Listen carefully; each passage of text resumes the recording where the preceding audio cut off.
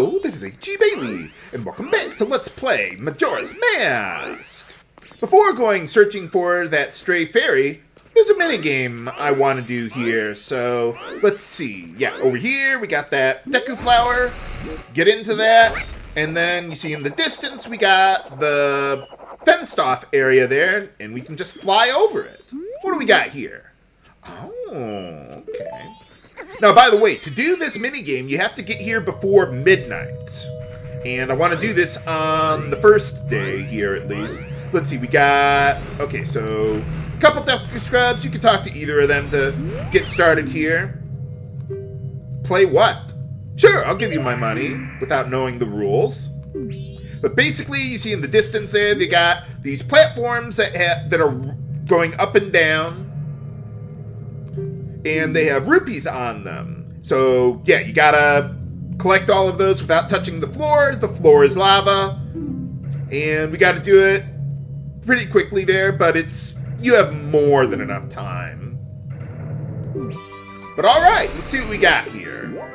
Okay, I want to go for the lower left platform there first. You could also use the R button to see where you are relative to the platform you're trying to reach, although I generally don't really like using that too much. I find it easier to just judge the distance by the bottom of the screen there, of the upper screen that is. And yeah, by the time the platform is at the bottom of the upper screen there, that's when I know I can press the A button to land right where I want to go. So yeah, just wait till the platform reaches its peak, and then you can just fly over to the platform you want. Whoa! Well, I thought I went a little too far. Okay, now this one's a little tough, but I'm pretty sure we can make it. Just make sure the platform you're jumping from is at its height, or maximum height. Haha! Alright, got it. So, yeah, one thing I really like about Majora's Mask compared to Ocarina of Time is that the mini-games actually serve a purpose beyond just, you know, getting more rupees. This is kind of training you to how to use the Deku Scrub mechanics there to jump onto platforms and things like that. So, that's pretty nice. But alright, in the 3DS version of the game, yeah, we get a pretty useless fishing hole pass. That's something they added to the 3DS version of the game. In the Nintendo 64 version, you would get 50 rupees for winning the minigame. But no. Yeah, in the 3DS version, they added the fishing hole from Ocarina of Time here, but I never do anything with that because you don't need it for 100% item collection or everything. So yeah, there's not even a note for it. So yeah, I wouldn't worry about it. But alright, okay, we're done with our business here. Now let's go looking for that stray fairy. If you recall, one of those bombers was saying that the stray fairy might be in East Clock Town at night. So let's head on over there first. Oh yeah, something else I could show you over here. Let's see. Okay, so in the 3DS version of the game, what do we got here? Yeah, we got the bank over here. They moved it over by the save point there. So if you're playing the Nintendo 64 version and you've got a ton of rupees, you can deposit some here to exceed the normal cap on how many rupees you got. At this point, just like Ocarina of Time, the cap is 99 rupees until we can... what is it? Yeah, there we go. Until we deposit 200 rupees to get the bigger wallet there. But, no, I don't want to do that right now. I'm going to need all the rupees I got. But, yeah, remember that for later, viewers. You might want to deposit some of your rupees there in the Nintendo 64 version. But, okay, so we got the stray fairy over there, just like one of the kids said. So let's get into the Deku flower there. Fly over to the stray fairy. Haha! Alright. Now, if it's during the daytime, just like one of the bombers was saying there before, or one of the other bombers was saying that you could find the stray fairy at the laundry pool there instead. And that's, what is it? yeah, that's identical between versions of the game. But alright, let's see. So we're back at North Clocktown, and I want to wait until midnight because there's a certain event that happens here that I would like to show you. But yeah, I'll show you finding that stray fairy at the laundry pool. I don't think I've been there yet, but, well, if it's still daytime for you, for whatever reason, that's where you would go. Okay, so it's midnight. We got this old lady passing by. Hey, how's it going? Oh, okay, never mind. What? Oh, right. Well, eventually. Yeah, I know. Okay, let's see. So, yeah, after a few minutes pass, then something else happens. Ah. Hey! Get back here! Well, unfortunately, with this thief who's running around like a chicken with its head cut off for some reason, we can't do anything to stop him. So, yeah, he's just gonna keep on running around. I don't know what he's trying to do. Hey, guard, can you stop him? Do something! Do something! Do something! Okay, I'm not sure how he got past the guard like that. Okay. But yeah, unfortunately, as Deku Link, we cannot stop him. So, yeah, remember that for later viewers. But alright, okay, we're done here. Let's bring the stray fairy to the fairies fountain there and collect our prize. And we're going to need to do this in order to advance the plot. Hey, how's it going? So what happens now? Jesus Christ! Don't scare me like that! You'd think I'd be used to that sort of thing by now. Can you help restore me to normal? Oh, okay. Hey, alright. Well, that's pretty early to get access to magical abilities. So yeah, on the bottom screen there, now we get a magic meter. And as Deku Link, we get a new ability with that. We do. Right? There you go.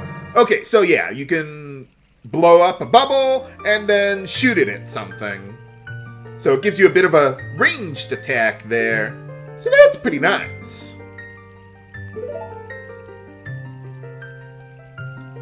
Oh, okay. Oh, I thought you could just stop the Skull Kid. Oh, okay. How powerful could he possibly be?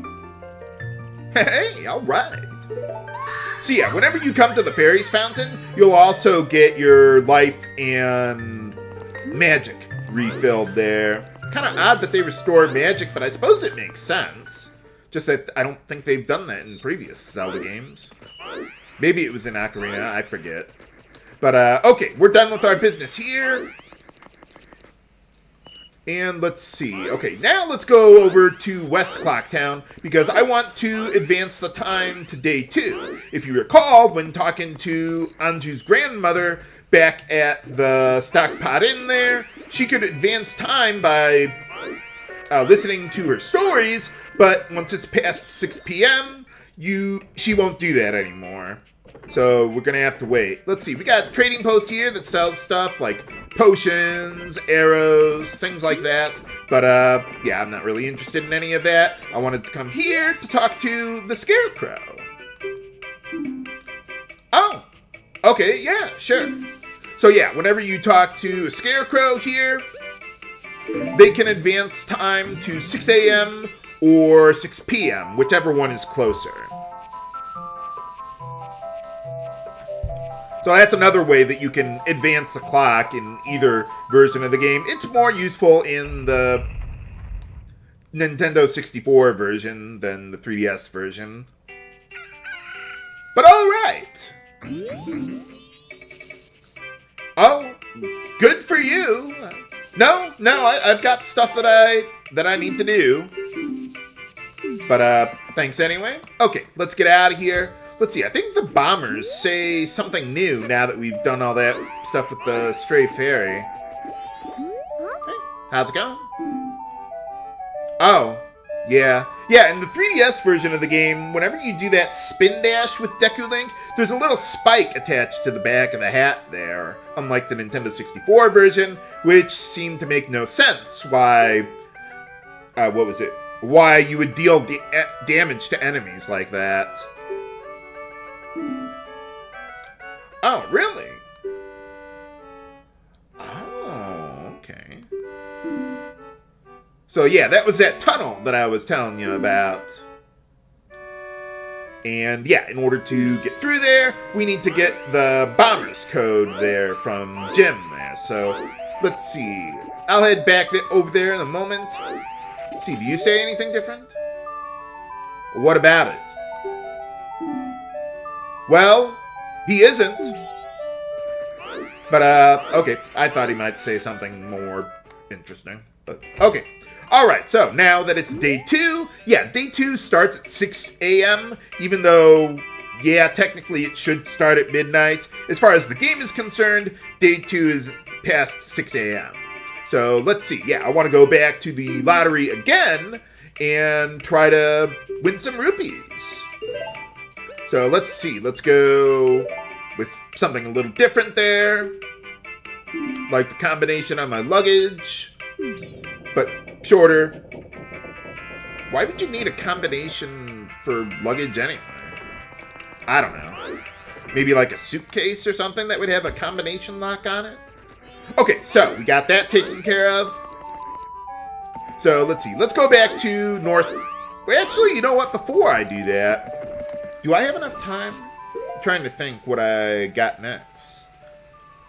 I don't want to risk spending too much time. I was thinking about talking to more of the bombers there, but I do need to do something by 2 p.m.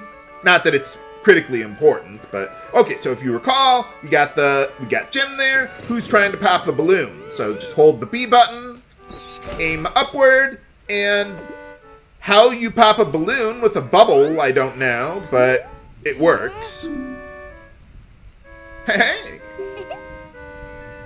Oh, yeah, I heard about it.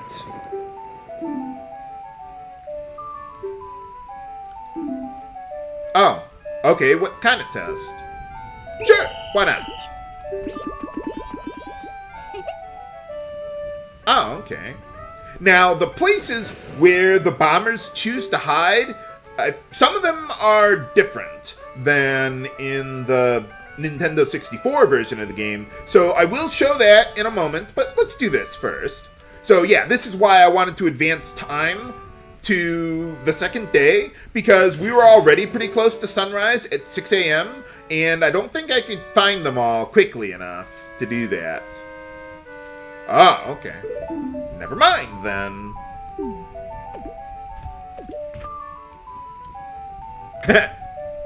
Okay, so let's see. The first one is over in the corner here. Now, in order to catch the bombers here, I want to get close enough to not, like, aggro them. But then, once they see me, then I want to dash just barely in range. So that way I can pin them on the wall, or corner, or whatever, to find them that way.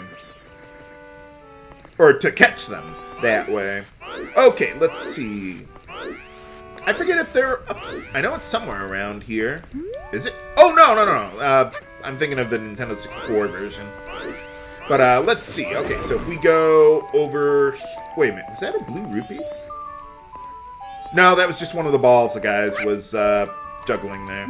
Okay, so let's see. If I recall, the bomber... Or, the next bomber kid is right over here. Haha!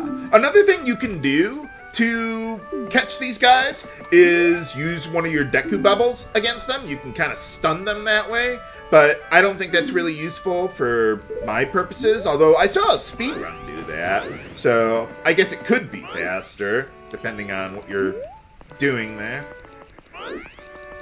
But let's see. Okay, yeah. So there's one in each district of the town.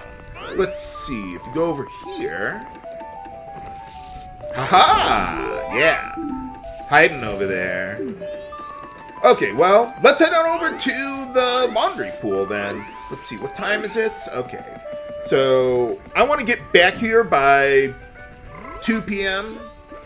Let's see. Over here. Haha! Another one of them hiding in a box. So yeah, in the Nintendo 64 version of the game, they didn't have one bomb kid hiding in each of the districts of the town there. They were more concentrated, I guess, or whatever the word is. Okay, let's see. I think this one's in the same location, though, in either version. Okay, careful. Haha! Yeah, if you don't catch them right away like that, then they'll just start running all over the place like a chicken with its head cut off, and it will take forever to find all of them. If only. Oh, really? What's that all about? Nuts. What happened? I thought technically we were Hylian, not human. I mean, you got the pointy ears and all that. But alright, yeah, so once you beat them that way. Alright, so remember that for later, viewers. But, yeah, I heard in speedruns, it's fastest if the code ends in the number 1, so you don't have to go over to that digit to adjust it there. You can just press the A button right when you get the first 4 numbers entered in there. But alright, we're done. Oh, no, wrong way. Okay, we're done with our business there. Another thing I do want to do is play that minigame at the Deku Scrub Playground, because it changes as you go through each day of the game there. But now, let's head on over to the Nintendo 64 version in the alternate universe and see how things are going over there. Okay, we're back in the Nintendo 64 version of the game, where, as you can see, relative to the clock tower there, yeah, the owl statue's in a different location, and worse, we can't use it. So, you're not even able to make an in-game save yet, in this particular point in the game. But, okay, so, we're here. One thing I also want to show you is how the other location where you can find the stray fairy in either version of the game, but during the daytime. So, yeah, right over there. And one thing about the Deku mask, again, in both versions of the game, is that it'll hop a few times on the water there. But once those number of times run out, then you'll drown, and you'll get sent back to shore, or whatever there. So don't go in deep water with Deku Link there. But okay, so we got the stray fairy in that location. You might also notice that there's no area behind the clock tower like the 3DS version of the game. So yeah, the bank there is in, well, a different location, and I'll show that to you in just a bit. But, yeah, let's hand in the fairy there so that I can show you, well, do the hide-and-seek game with the bombers there.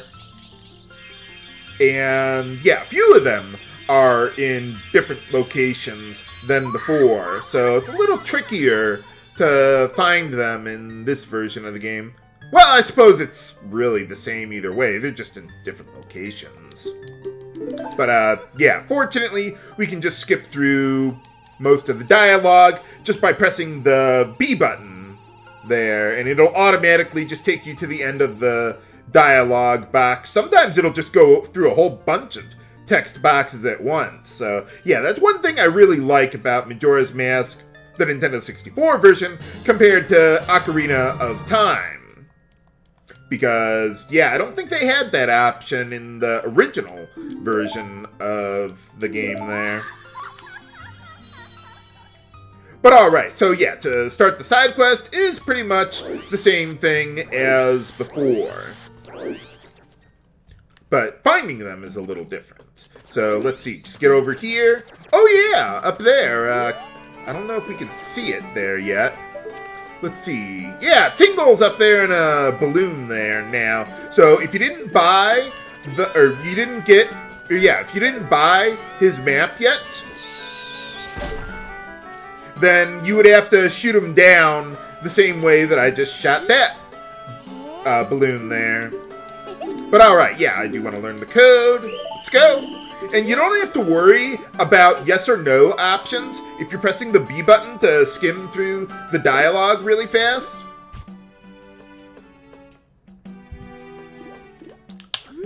What was it? Yeah, you won't be able to choose yes or no, or in this case, no, by pressing the B button. Okay, so there's one of the bomber kids there. Haha! Whew. I thought he was going to get away there, but, yeah, I don't know if they have a different radius to when they recognize you, or that you're coming after them. Okay, let's see. Where is he? Is he hiding? Ah, there you go. Haha! So yeah, it's basically the same idea. Just get barely in range of their detection threshold, and then just spin dash to them, and you'll be able to knock them down or catch them before they can get away. Although I'm sure one of them probably will eventually, but so far so good. Okay, so we got one of the bombers here who's cuckoo flying there. Uh-oh. Yeah, he's getting away now. Yeah, once they get away from you, that's pretty much it. You're gonna have a hard time catching up with them, although that wasn't too bad. Okay, so let's see here. Let's see, there's one of the bombers up or on the roof of this little platform there.